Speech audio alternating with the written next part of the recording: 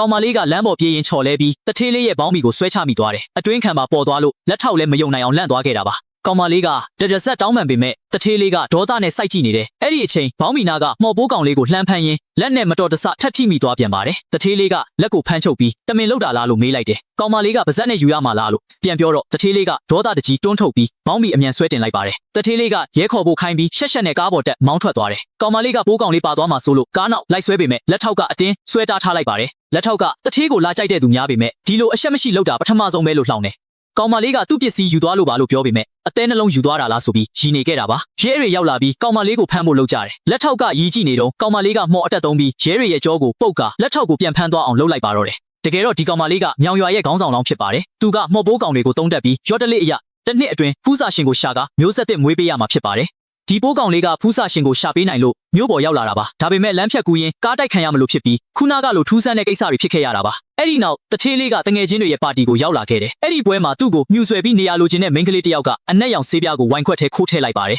အဲ့ဒီမိန်းကလေးကဆေးခတ်ထားတဲ့ဝိုင်ခွက်ကိုပြုံးလေးကန့်ပေးလိုက်တယ်ဘာမှမသိတဲ့တထေးလေးလည်းမတင်ကပဲတကြိုက်ထဲမော့တောက်လိုက်ပြီးအန်ဒီရဲထဲရောက်သွားရပါတော့တယ်ဆေးအရှိန်တက်လာတဲ့တထေးလေးဟာစင်းကြံလန်းအတိုင်းရှောက်လာရင်လက်ထောက်စီဖုံးခေါ်ပြီးအခြေအနေကိုစုံစမ်းနေခဲ့ပါတယ်အဲ့ဒီအချိန်မှာပဲအစောကမိန်းကလေးကရုတ်တရက်သူ့ရှေ့မှာပေါ်လာပြီးရှာတွေ့ပြီလို့လက်ညှိုးထိုးပြောလိုက်တာကြောင့်ဖုံးတောင်ပြုတ်ကျသွားခဲ့ရပါတယ်မိန်းကလေးကပြုတ်ကျသွားတဲ့ဖုံးကိုကောက်ယူပေးလိုက်ပြီးတထေးလေးကိုပြုံးပြနေခဲ့ပါတယ်ဒါပေမဲ့ဆေးစွမ်းကြောင့်ခန္ဓာကိုယ်ထဲကအပူတက်လာတဲ့တထေးလေးဟာအခြေအနေမဟန်တော့ပဲမိန်းကလေးကိုရုတ်တရက်ဖက်တွယ်ပြီးအခန်းထဲကိုအတင်းဆွဲခေါ်သွားခဲ့ပါတော့တာပါအခန်းထဲရောက်တော့တထေးလေးကကောင်မလေးကိုနံရံမှာဖိကတ်လိုက်တယ်ကောင်မလေးကစိုးရိမ်ပြီးမေးချိန်မှာတထေးလေးကိုယ်ထဲကမော်ပိုးကောင်လေးအရန်လှုပ်ရှားနေတာကိုတတိထားမိလိုက်ပါတယ်တထေးလေးကငါ့ကိုဘာလုပ်လိုက်တာလဲပိုးကောင်ဘာလို့ဒီလောက်လှုပ်နေတာလဲလို့ဒေါသနဲ့မေးတယ်ကောင်မလေးကလည်းပိုးကောင်လေးကိုပြန်တုံ့ပြန်အောင်လုပ်နေတာပါလို့ရှင်းပြလိုက်ပါတယ်တထေးလေးကဆေးတံကြောင့်မျက်စိတွေဝေဝါးလာပြီးကောင်မလေးမျက်လုံးကိုအုပ်လိုက်တယ်ကောင်မလေးကခံရခတ်နေရင်ကျမကူညီမယ်ပိုးကောင်ထုတ်ပေးပါရစေလို့တနာပြီးပြောနေခဲ့တာပါဘလို့ထုတ်မှလဲလို့တထေးလေးမေးတော့ကောင်မလေးကလက်ချောင်းလေးတွေလှုပ်ပြီးမော့အတက်ပြင်လိုက်တယ်ပိုးကောင်ကိုထုတ်ပေးဖို့လုပ်ပေမဲ့တထေးလေးကမယုံပဲပခုံးကိုတင်းတင်းဆုပ်ကင်လိုက်ပါတယ်တထေးလေးကမင်းကိုဘသူလွတ်လိုက်တာလဲငါ့ကိုလာကြံစီတာဘသူလဲလို့ဒေါသတကြီးအော်ဟစ်မေးမြန်းပါတယ်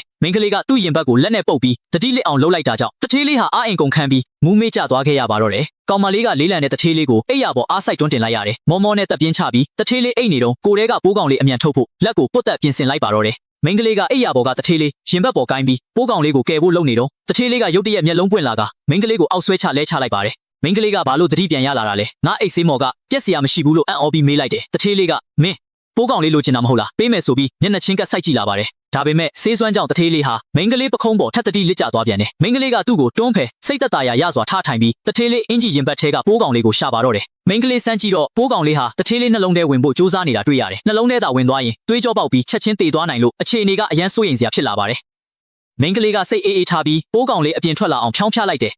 ်ခဏနေတော့အဖြူရောင်မော်ပိုးကောင်လေးဟာမိန်းကလေးလက်ဖွားပေါ်ထွက်လာပါတော့တယ်အဲ့ဒီအချိန်မှာပဲကောက်ကျစ်တဲ့မိန်းမကလုံခြုံရေးနဲ့အတူအခန်းထဲဝင်လာပါတယ်အဲ့ရဘောကမိန်းကလေးကိုတွေ့တော့ထိတ်လန့်သွားပြီးလုံခြုံရေးတွေကိုချက်ချင်းဖမ်းဖို့အမိန့်ပေးလိုက်တယ်ကောက်ကျစ်တဲ့မိန်းမကမိန်းကလေးကိုဆဲဆိုပြီးတထေးအိပ်ရဘောတက်ရဲတဲ့မိန်းမပြတ်လို့ဆွဆွဲပါတယ်မိန်းကလေးကတထေးကိုကယ်နေတာပါလို့ရှင်းပြပေမဲ့သူကလုံးဝနားမထောင်ပဲမောင်းထုတ်ဖို့လုပ်ခဲ့မိန်းမပြိုကမင်းဝတ်ထားတာစမ်းနေပေမဲ့ဟိုတယ်ဝန်ထမ်းမှန်းသိတယ်တထေးတတိလစ်တုံးဂုံတက်ချင်တာလားလို့အဆက်ခွဲတယ်မကယ်ရင်တေသွားမယ်လို့မိန်းကလေးပြောပေမဲ့အတင်းဆွဲထုတ်ခံရတယ်လုံခြုံရေးတွေခေါ်သွားပြီးနောက်မိန်းမပြိုဟာတယောက်တည်းကြံခဲ့ပြီးဝန်ထမ်းမကြောင်အကြံပြတ်လူနီးပါးဖြစ်တာကိုတွေးနေပါတယ်ပြီးတော့အိပ်ရဘောကတထေးလေးစီကိုဖြည်းဖြည်းချင်းရှောက်သွားလိုက်တယ်မိန်းမပြိုကတထေးလေးအင်ဂျီကိုပုတ်တက်ရင်မာယာအပြုံးနဲ့အိပ်ရဘောတက်သွားတယ်တထေးလေးမျက်နှာနာကပ်ပြီးအခွင့်ကောင်းယူဖို့လုပ်နေတော့မှပဲမမျော်လင့်ထားတဲ့အရာတစ်ခုဖြစ်သွားခဲ့ပါတယ်တထေးလေးကရုတ်တရက်မျက်လုံးပွင့်လာပြီးမိန်းမပြိုလေပင်ကိုဒေါသတကြီးညှစ်လိုက်တယ်မိန်းမပြိုလည်းအသက်ရှူချက်မျက်လုံးပြူးသွားပြီးငါအာနာပါဘာလုပ်နေတာလဲလို့ထိတ်လန့်တကြားအော်လိုက်ရတယ်တထေးလေးကလေပင်လွတ်ပေးပြီးဒီအခန်းထဲဘာလို့ရောက်နေလဲလို့အေးဆက်ဆက်မေးပါတယ်မိန်းမပြိုကမင်းကိုလိုက်ရှာရင်ထူးဆန်းတဲ့ကောင်မလေးဝင်လာလို့လုံခြုံရေးခေါ်ပြီးလာခဲ့တာလို့လိန်ပြောလိုက်တယ်တထေးလေးကအဲ့ဒီမိန်းကလေးဘဲရောက်သွားလဲလို့ချက်ချင်းမေးလိုက်တယ်လုံခြုံရေးတွေခေါ်သွားပြီလို့ပြောလိုက်တော့တထေးလေးကမျက်နှာတင်းတင်းနဲ့အခန်းထဲကနေချက်ချင်းပြေးလိုက်သွားပါတယ်လမ်းမပေါ်မှာမိန်းကလေးကလုံခြုံရေးတွေကိုနှိမ်နင်းပြီးစိတ်ပြက်လက်ပြက်ရှောက်နေတော့တထေးလေးပြေးလိုက်လာပြီးပခုံးပေါ်ပွေ့ချီတင်လိုက်လို့မိန်းကလေးလန့်ပြီးအော်ပါတော့တယ်တထေးလေးကမိန်းကလေးကိုကားနောက်ခန်းထဲတွန်းထည့်ပြီးတကားပိတ်လိုက်တယ်ပြီးတော့ရင်မောင်းနေရဝင်ထိုင်ကကားကိုအရှိန်နဲ့မောင်းထွက်သွားခဲ့ပါတယ်ကားမောင်းနေတော့နောက်ခန်းမှာပါလာတဲ့မိန်းကလေးကခေါင်းပြူထွက်လာပြီးသူ့ကိုဘယ်နေရာစီခေါ်သွားနေတာလဲလို့စိုးရိမ်တကြီးမေးမြန်းပါတော့တယ်တထေးလေးကတော့မာနထောင်လာတဲ့မျက်နှာပေးနဲ့သူ့ကိုဒီလိုရဲရဲတင်းတင်းပြုတ်မှုရဲတဲ့သူဆိုလို့မင်းတယောက်တည်းရှိသေးတယ်လို့ပြန်ပြောလိုက်ပါတယ်မင်းဘလို့မျိုးအသက်ခံရမလဲဆိုတာကြိုမှန်းထားလိုက်ပါလို့အေးဆက်ဆက်ချင်းချောက်လိုက်ပါတော့တယ်မိန်းကလေးကလည်းမကြောက်မရွံ့ပဲပြုံးရွှင်စွာနဲ့သူ့ရဲ့အသေးနှလုံးဟာသူမစီမှာရှိနေတာမို့သူမတေသွားရင်သူပါလိုက်တေရလိမ့်မယ်လို့တတိပေးလိုက်ပါတယ်ဒီစကားကိုကြားလိုက်ရတဲ့အခါတထေးလေးဟာကားကိုချက်ချင်း break အုပ်ရက်တန့်လိုက်ပြီးဒေါသတကြီးနဲ့မိန်းကလေးရဲ့မေးစေးကိုလှမ်းကင်လိုက်ပါတယ်မင်းလိုမိန်းမမျိုးကငါရဲ့နှလုံးသားကိုရယူချင်နေတာလားလို့ ရွယ်ဆောင်ပြီးမေကွန်းထုတ်လိုက်တာပါအဲ့ဒီအချိန်မှာပဲမိန်းကလေးဟာသူမရဲ့လျှာဖျားကိုကိုက်ပြီးထွက်လာတဲ့သွေးဆက်ကိုလက်ညှိုးနဲ့ယူကာတထေးလေးရဲ့နှုတ်ခမ်းပေါ်ချက်ချင်းတို့ထိပေးလိုက်ပါတယ်တထေးလေးဟာသူ့နှုတ်ခမ်းကိုပြန်ဆန်းကြည့်ရင်သွေးတွေစွန့်ပစ်နေတာကိုတွေ့သွားတာကြောင့်အလွန်အံ့အားသင့်ပြီးဒေါသထွက်သွားပါတော့တယ်မိန်းကလေးကတော့သူ့ခန္ဓာကိုယ်ထဲဝင်သွားတဲ့မှော်ပိုးကောင်ဟာအသေးနှလုံးစီဥတီနေတာမို့သူမရဲ့လျှာဖျားသွေးနဲ့ဖိနှိပ်ထားမှသာအသက်ချမ်းသာရနိုင်မယ်လို့အလေးနဲ့ရှင်းပြနေခဲ့ပါတယ်တထေးလေးကတော့မယုံကြည်နိုင်ပဲကဘာပေါ်မှာဒီလောက်အရှက်မရှိတဲ့မိန်းမမျိုးဘယ်လိုလုပ်ရှိနိုင်တာလဲလို့မခံမရက်နိုင်ပြန်အော်ဟစ်ဆူပူပါတော့တယ်မိန်းကလေးကလည်းသူမအသက်ကယ်ပေးခဲ့တာကိုကျေးဇူးမတင်ပဲဘာလို့ပြန်ဆဲဆိုနေရတာလဲလို့ရိုးရိုးသားသားမေးခွန်းပြန်ထုတ်လိုက်ပါတယ်သူမတို့လူမျိုးကြီးတွေရဲ့အဆုံးအမအရသူတစ်ပါးရဲ့အသက်ကိုကယ်တင်တာဟာအလွန်မျက်နှိုးပွေကောင်းတဲ့ကောင်းမှုကုသိုလ်ဖြစ်တာကြောင့်ဘာကျေးဇူးတုံ့ပြန်မှုကိုမှမလိုလားဘူးလို့ရှင်းပြလိုက်ပါတယ်ဒါပေမဲ့ပိုးကောင်ဘယ်နားရောက်နေလဲဆိုတာတေချာအောင်သူ့ရင်ဘတ်ကိုစစ်ဆေးခွင့်ပေးဖို့တောင်းဆိုလိုက်ပါတယ်ဒီမော်ပိုးကောင်ဟာသွေးစာနေတဲ့အတွက်နှလုံးထဲအမှန်တကယ်ရောက်သွားရင်သွေးကြောတွေပေါက်ပြဲပြီးတိတ်ဆုံးသွားနိုင်တယ်လို့စိုးရိမ်တကြီးပြောပြနေတာပါသူမကရင်ဘတ်ကိုလက်နဲ့လှမ်းဆန်းဖို့လှုပ်လိုက်ချိန်မှာတထေးလေးကချက်ချင်းပုတ်ထုတ်လိုက်ပြီးဘာမှမဟုတ်တာလာမလုပ်နဲ့လို့ဟန်တာကကားကိုအရှိန်မြင့်မောင်းထွက်သွားပါတော့တယ်မကြခင်မှာပဲသူတို့ဟာမြို့နယ်ရဲစခန်းအဆောက်အုံစီရောက်ရှိလာခဲ့ပါတယ်တထေးလေးဟာမိန်းကလေးရဲ့လက်ကိုဆွဲပြီးစင်းကြံတစ်လျှောက်ခေါ်ဆောင်သွားခဲ့ပါတယ်မိန်းကလေးကပတ်ဝန်းကျင်ကိုကြည့်ပြီးဒါဘယ်နေရာလဲလို့မေးမြန်းတဲ့အခါတထေးလေးကဆိုင်းဘုတ်ကိုလက်ညှိုးထိုးပြရင်းစာမတက်ဘူးလားလို့မေးခွန်းထုတ်လိုက်ပါတယ်မိန်းကလေးကတော့သူမတို့လိုအထွတ်အမြတ်တန့်စင်တဲ့မျိုးနွယ်စုဝင်တွေအနေနဲ့ဒီဒေတာရဲ့စာပေတွေကိုတက်မြောက်စရာမလိုဘူးလို့ခက်တီတီပဲပြန်ပြောပြလိုက်ပါတယ်တထေးလေးကသူမကိုလောကအကြောင်းနားမလည်တဲ့သူရဲ့လို့မှတ်ချက်ပြုနေတော့မှာပဲမိန်းကလေးရဲ့ဘိုက်ထဲကနေတကွီကွီအတန်တွေမြည်လာတာကြောင့်သူမဘိုက်စာနေပြီဖြစ်ကြောင်းနဲ့ထမင်းကျွေးဖို့ပူစာပါတော့တယ်တထေးလေးကဒီနေရာမှာစားစရာရောတောက်စရာပါအစုံအလင်ရနိုင်တယ်လို့လှည့်စားပြောဆိုလိုက်တာကြောင့်မိန်းကလေးကအလွန်ဝမ်းသာသွားပြီးပရဟိတကျွေးမွေးရေးရုံးခန်းစီပြေးဝင်သွားပါတော့တယ်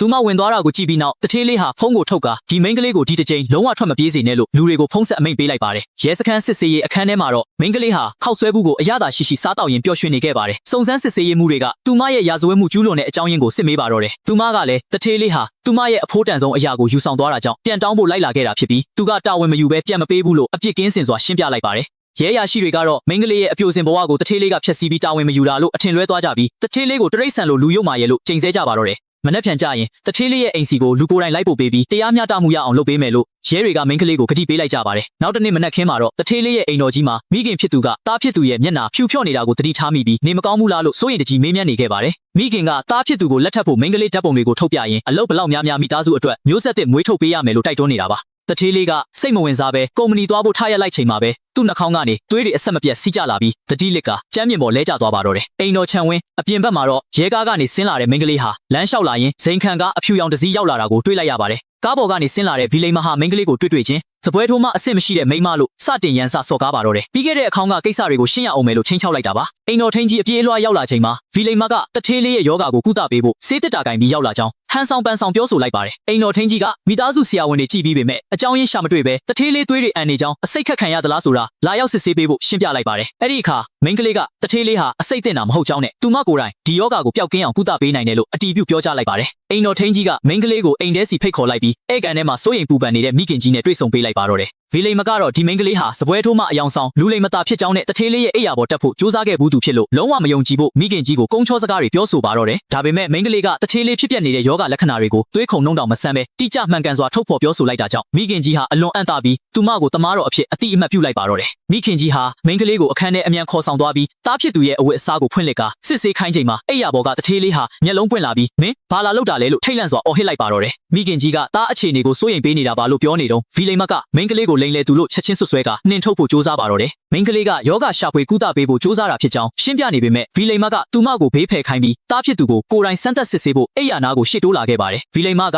နှက်ချက်တက်ပြီးတားဖြစ်သူရင်ဘတ်ကိုစမ်းသပ်လိုက်တယ်ပြီးတော့ယောဂအဖြေတေချာသိရအောင်သွေးဖောက်စစ်ဖို့လိုတယ်လို့အခိုင်အမာပြောလိုက်တယ်သွေးစစ်ချက်အဖြေထွက်တာစောင့်နေရင်လူနာအသက်အန္တရာယ်ရှိနိုင်တယ်လို့မိန်းကလေးကတတိပေးတားပေမဲ့ဗီလိန်မကနားမထောင်ပဲမာနာကြီးစွာအော်ဟစ်လိုက်တယ်အဲ့ဒီအချိန်မှာပဲအိယာဘော်ကတထေးလေးဟာရင်ဘတ်ကိုတင်းကျပ်စွာဖိဆုပ်ပြီးနာကျင်စွာအော့အန်ကရုတ်တရက်အခြေအနေပုံမဆိုးရွားလာတာကြောင့်အခန်းထဲကလူအလုံးထိတ်လန့်သွားကြပါတော့တယ်ဗီလိန်မဘာလို့ရမှန်းမသိဖြစ်နေချိန်မိန်းကလေးကလူနာကိုအမြန်ကယ်ဖို့ဆေးပလင်းလေးတွေကအဖိုးတန်ဆေးလုံးကိုလက်ဖွားပေါ်အမြန်ထုတ်ယူလိုက်တော့တယ်ဒါပေမဲ့ဗီလိန်မကအန်ရရှိတဲ့သုံးမရတဲ့ဆေးလုံးတွေနဲ့လူနာကိုမတိုက်ကျွေးဖို့တားဆီးကရန်ပြုတ်လိုက်တာကြောင့်အဖိုးတန်ဆေးလုံးဟာဒင်းပေါက်ကနေအောက်ကိုပြုတ်ကျသွားခဲ့ရပါတော့တယ်တလုံးနဲ့တော့အဖိုးတန်ဆေးလုံးပျောက်ဆုံးသွားလို့မိန်းကလေးကအလွန်စိတ်ပူနေချိန်မှာဗီလိန်မကတော့မိန်းကလေးကိုနှိမ်ချဆွဆွဲကဆေးထိုးအပ်နဲ့ကုသပေးဖို့ပြင်ဆင်လာပါတော့တယ်မိန်းကလေးကဒီလိုမှားယွင်းတဲ့ဆေးထိုးလိုက်ရင်လူနာအသက်ဆုံးရှုံးသွားနိုင်တယ်လို့တားဆီးပေမဲ့ဗီလိန်မကတော့မြည်သည့်အစိတ်မဆိုးချက်ချင်းပြေပြောက်စေတဲ့ဆေးဖြစ်တယ်လို့ကြုံဝါလိုက်ပါတယ်မိခင်ကြီးကလည်းအလျင်အမြန်ထိုးပေးဖို့တိုက်တွန်းတာကြောင့်ဗီလိန်မဟာဆေးထိုးအပ်ကိုကင်ဆောင်ပြီးတားဖြစ်သူရဲ့လက်မောင်းထဲကိုဆေးရည်တွေကိုအတင်းအကျပ်ထိုးသွင်းလိုက်ပါတော့တယ်ဆေးထိုးပြီးနောက်အဆင်ပြေသွားပြီလို့ထင်မှတ်ခဲ့ပေမဲ့တထေးလေးဟာခန္ဓာကိုယ်တုန်လှုပ်လာပြီးပါးစပ်ကနေသွေးတွေအမြောက်အများအန်ထုတ်က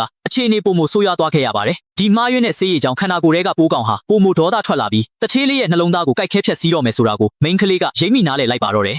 အသက်ကိုကယ်တင်ဖို့အတွက်သူမရဲ့ကိုယ်ပိုင်မှော်ပိုးကောင်ကိုအသုံးမပြုရင်မဖြစ်တော့ဘူးလို့ဆုံးဖြတ်ပြီးမိန်းကလေးဟာသူမရဲ့လျှို့ဝှက်မှော်ပိုးကောင်ကိုလက်ထဲထုတ်ယူလိုက်ပါတယ်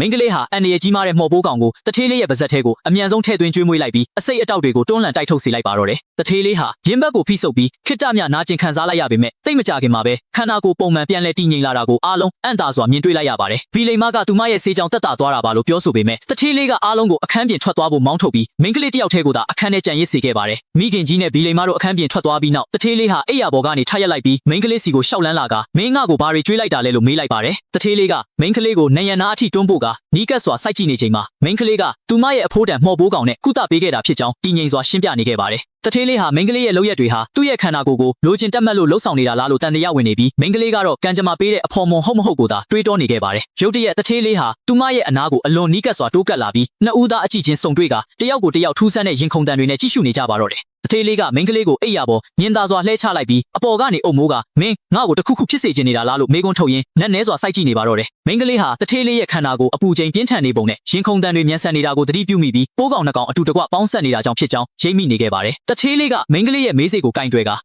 မင်းငါ့ကိုဘာလို့ဖို့ရည်ရွယ်နေတာလဲလို့မေးလိုက်ချိန်မှာမိန်းကလေးကသူ့ရဲ့မျက်နှာအစင်းသွေးကောင်းမွန်လာတာကိုကြည့်ပြီးဝမ်းသာနေခဲ့ပါတယ်နှစ်ဦးသားရဲ့ခန္ဓာကိုယ်ထဲကပိုးကောင်တွေအတူတကွပေါင်းစည်းသွားပြီဖြစ်တာကြောင့်ဒီလူငယ်ဟာသူမရဲ့ဘဝတသက်တာလက်တွဲဖော်အမှန်ဖြစ်ကြောင်းတေချာသွားကဇလန်းလေးအဆုံးသတ်သွားပါတော့တယ်